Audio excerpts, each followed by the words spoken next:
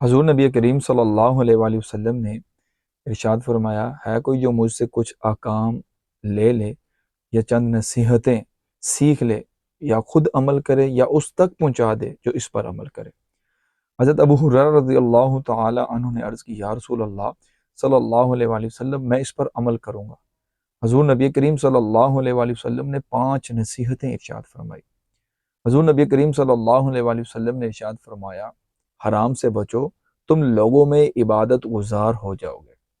Number 2، آپ صلی اللہ علیہ وآلہ وسلم نے ارشاد فرمایا جو اللہ عز و جل نے تقدیر میں لکھا ہے تم اس پر راضی ہو جاؤ، تم لوگوں میں سب سے زیادہ غنی ہو جاؤ گے۔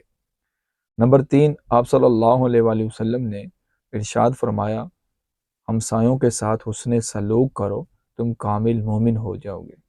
نمبر 4، آپ صلی اللہ علیہ وآلہ وسلم نے ارشاد فرمایا جو بھلائی اپنے لیے پسند کرو وہی اپنے مسلمان بھائی کے لیے پسند کرو، تم کامل سچے مسلمان ہو جاؤ گے۔ نمبر 5، آپ صلی اللہ علیہ وآلہ وسلم نے ارشاد فرمایا زیادہ نہ ہنسو، زیادہ ہنسنے سے دل مردہ ہو جاتا ہے۔